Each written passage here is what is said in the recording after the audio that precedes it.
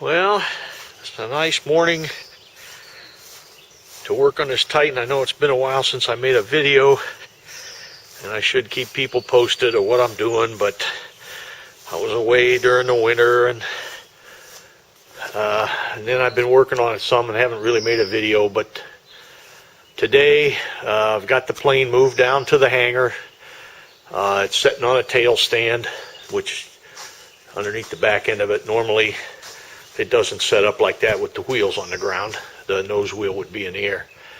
Got the wing put on there, but the project for today is to finish bolting on the wing. I've got the bolts in there, but I don't have nuts on them yet, and it's kind of a hard thing to get at. And hooking up the controls and the flap lever and so forth. So that's what I'm working on now. If you want to see how the covering job in the back end came out, a lot of people want to see that. Not a lot of light in this hangar, but I guess this will be all right. There you can see that.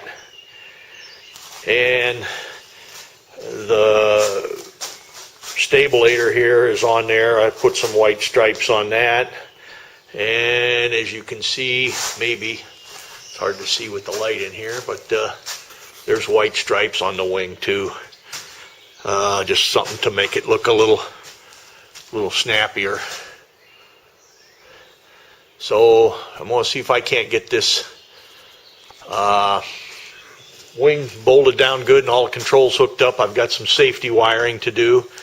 There's also supposed to be a cover that goes over this part here on the front. Probably a piece of sailcloth tape or something I'll put on there, I think. But anyways, the wing's got to be finished bolted down, and then we'll be ready to try to taxi it around a little bit. Okay, there's one of the bolts there is in. They're in shear. They would hold quite a bit. The other one's back there. I put them through facing the other way, and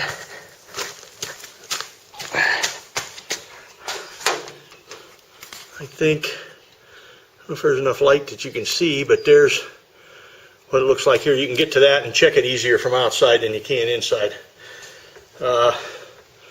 So anyways, I think I got to do some safety wiring yet, and I think I'll be ready to taxi this thing.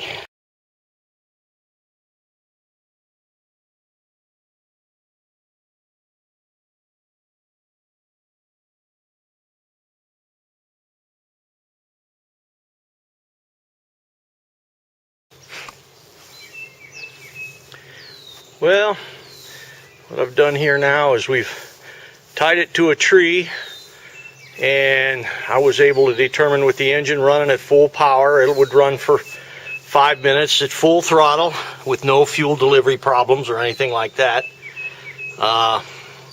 The cylinder head temperature doesn't seem to read, so I must have something wrong with the wires on that. Exhaust gas temperature seems to read, but one of them maybe has a loose connection or something. It's kind of intermittent. When it slows down, it seems to read fine, but under high vibration it kind of quits reading. So don't know if that's in the gauge or the wiring.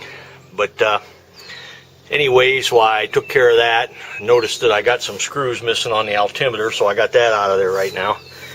But other than that, I found out that it's a 1994 machine, and they really didn't have any problems with them. No big things that they told me to check or change or anything about it. So I did call the factory.